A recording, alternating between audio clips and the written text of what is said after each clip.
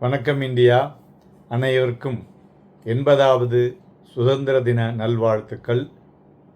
நாம் இன்றைய தினம் நம்மளுடைய சுதந்திர தினத்தினை ஒட்டி நம்மளுடைய அந்த மூவர்ண கொடியிலே இருக்கக்கூடிய வர்ணங்கள் என்ன மாதிரியான விஷயங்களை, அதுவும் ரீட்டெயில் இன்வெஸ்டர்ஸ் மற்றும் புதிதாக சந்தைகளிலே வந்திருக்கக்கூடிய முதலீட்டாளர்கள் கவனிக்க வேண்டியவை என்பதை ஒரு ஃபினான்ஷியல் மார்க்கெட்டில் இருக்கக்கூடிய அனுபவங்களை எல்லாம் தொகுத்து உங்களுக்கு ஒரு சிறிய கேப்சூலாக கொடுக்கிறேன்.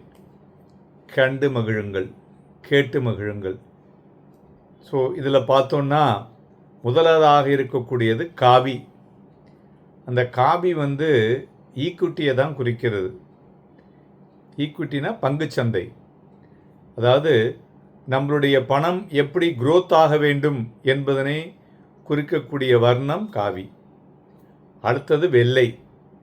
வெள்ளை என்பது கடன் பத்திரங்கள் மற்றும் இன்சூரன்ஸ், அதாவது ஸ்டெபிலிட்டி அண்ட் சேஃப்டியாக நமக்கு ஒரு ரெகுலராக பணம் வேண்டும் என்பதை குறிக்கக்கூடியது வெள்ளை.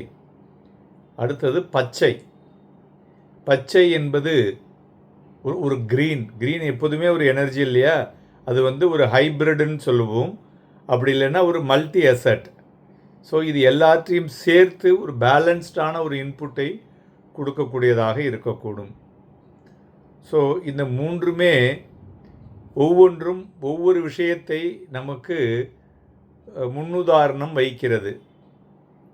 இதில் ரீட்டெயில் இன்வெஸ்டர்ஸ் இதை எப்படி பார்க்க வேண்டும், இந்த மூன்றும் என்ன சொல்கிறது என்பதையும் நாம் பார்க்க வேண்டும். அதாவது என்னென்னா, முதலீட்டினை ஒரே இடத்தில் வைக்கக்கூடாது. அதாவது don't invest in the single egg அப்படிம்பாங்கள்ல. அது இல்லாமல் உங்களுடைய முதலீடை equity, debt and the regular hybrid, that is ஹைப்ரிடுங்கிறது என்னென்னா மிக்ஸ்ட் ஆஃப் ஈக்விட்டி, டெட்டு, அதை தவிர இப்போ இந்த மல்டி அசட்ஸ்னு சொல்லுவோம். அதில் பார்த்திங்கனாக்க கோல்டு இருக்குது, சில்வர் இருக்குது. இதை டைரெக்டாக வாங்கிறது gold ETF, silver ETF or mutual funds மூலிமா வாங்குவது. இதை தவிர இன்டர்நேஷ்னல் மார்க்கெட்டில் இருக்கக்கூடிய மியூச்சுவல் ஃபண்ட்ஸும் முதலீடு செய்வது, ஆர் இன்டர்நேஷ்னலில் இருக்கக்கூடிய பங்குகளை முதலீடு செய்வது. இதெல்லாம் சேர்ந்தது தான் இந்த முதலீடு என்பதை அது குறிக்கிறது. அதனால் நாம் எப்படின்னாக்கா, இப்போ ஒரு மொபைல் பார்த்திங்கனாக்கா, நீங்கள் அதை சார்ஜ் பண்ணணுன்னா ஒவ்வொரு மொபைலுக்கும் தகுந்தாற்போல் அந்த அடாப்டர் இருக்கும்.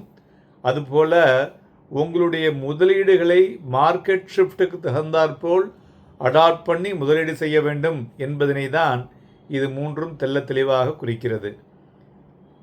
மேலும் நம்மளுடைய கோர் லாஜிக் என்ன அப்படின்னு பார்த்தோன்னு வச்சுங்களேன், முதலீட்டாளர்கள் ஒரே ஒரு அசட் கிளாஸை நம்பி முதலீடு செய்யக்கூடாது, அதை நம்பி இருக்கக்கூடாது என்பது தான் இதனுடைய மெயின் சாராம்சம்.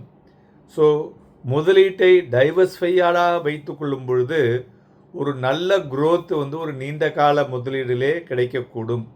இதற்கு நாம் நிறைய பல உதாரணங்களை கூறியிருக்கிறோம். அதில் ஒரு சின்ன உதாரணம் எடுத்துட்டோன்னா, மாருதி சுசுகி. இந்த மாருதி 800 கார் வந்த பொழுது 1,15,000 1,20,000 இருந்தது. அதே அந்த கார் வாங்குவதற்கு அதுக்கு பதிலாக அந்த பங்கினை முதலீடு செய்திருந்தால் இன்றைக்கி அந்த பங்கினுடைய வேல்யூ பார்த்திங்கன்னா கிட்டத்தட்ட மோர் தென் 10 crores அந்த அளவுக்கு முதலீடு அதிகரித்திருக்கிறது.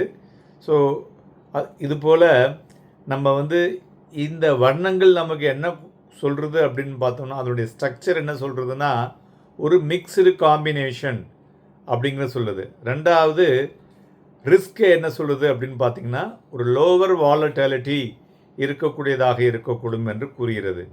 அடுத்தது ரிட்டர்ன்ஸை பார்த்தோன்னா பொட்டென்ஷியலி ஒரு குட் ரிட்டர்ன், ஒரு நீண்ட கால அடிப்படைக்கு என்பதையும் குறிக்கிறது. அதனால் இது யாருக்கு சார் பெனிஃபிட் அப்படின்னா, முதல்ல எல்லோருக்குமே கொடுக்கக்கூடிய அறிவுரை என்ன என்றால், நீங்கள் ஒரு முதலீட்டராக தான் உள்ளே வர வேண்டும். நான் ட்ரேடர், நான் ஸ்கேல்பர், நான் அதை பண்ணுவேன் இதை பண்ணுவேன்னா மார்க்கெட்டில் பண்ணவே முடியாது. முதல்ல பங்குச்சந்தைகளை நீங்கள் வந்து தெரிஞ்சு கொள்ள வேண்டும், புரிந்து கொள்ள வேண்டும். அதற்கே உங்களுக்கு குறைந்தது ஒரு 2லிருந்து 3 வருஷங்கள் ஆகும். அதுக்குள்ளே புது புது டெக்னாலஜிஸ் மாறும், புது புது முதலீடுகள் வரும். ஸோ இதை எல்லாத்தையும் தெரிஞ்சு கொண்டு அதன் பிறகு பண்ணும் பொழுது ட்ரேடருக்கு வந்து ஒரு பெட்டரான ஒரு ஆப்பர்ச்சுனிட்டியை மார்க்கெட் கொடுக்கக்கூடும். ஸோ அதனால் பெனிஃபிட் ஃபார் யாருக்கு அப்படின்னு பார்த்தீங்கன்னாக்கா, ஒரு கோல் பேஸ்டு முதலீடு செய்வர்களுக்கு இது வந்து ஒரு நல்ல பெனிஃபிட்டாக இருக்கக்கூடும். அதுபோல் இந்த மூவர்ணம் நமக்கு என்னத்தை சொல்கிறதுன்னு பார்த்தீங்கன்னா, ஒரு ஸ்மூத்தாக, அதாவது உங்களுடைய முதலீடுகள் ரொம்ப கரடுமுரடான பாதையில் செல்லாமல் இந்த 3 வழியிலும் பண்ணும் பொழுது ஒரு ஸ்மூத்தான ஒரு ரைடு கொடுக்கக்கூடும் என்பதையும் குறிக்கிறது. அதேமாரி இதில் வந்து நம்மளுடைய இன்டென்ட்டும் ஒரு மேட்டராக இருக்குங்க. அதாவது முதலீடு எப்படி செய்கிறோம், நாம் என்ன நினைத்து கொள்கிறோம். சில பேர் பார்த்திங்கன்னு வச்சுங்களேன், முதலீடு செஞ்சுட்டு நான் போட்டேன் இறங்கிடுச்சு, நான் வாங்கினா மார்க்கெட் இறங்கும், இந்த ஷேர் ஏறாது அப்படின்னு நினச்சிருவாங்க. அப்படி பண்ணவே பண்ணாதீங்க. எதுக்கு வரீங்க? வரவே கூடாது.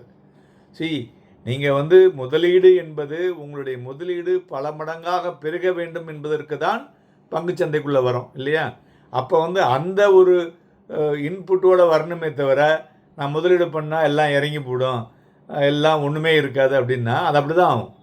ஸோ அதனால் நம்மளுடைய இன்டென்ஷன் வந்து ரொம்ப மேட்டருங்க இதில். ஸோ அதனால் அதுவும் ஒரு முக்கிய காரணி என்பதையும் இது தெளிவாக சொல்கிறது. மேலும் இன்றைய தினம் நம்மளுடைய பிரதம மந்திரி திரு நரேந்திர மோடி அவர்கள் அவருடைய அந்த அறிவுரையில் வந்து நிறைய விஷயங்களை வந்து சொல்லியிருக்காரு. அதாவது கண்ட்ரி இன்வெஸ்ட்மெண்ட்ஸை பற்றி அதிலிருந்து எடுத்து ஒரு சில விஷயங்களை உங்களுக்கு அதன் மூலியமாக சொல்கிறேன்.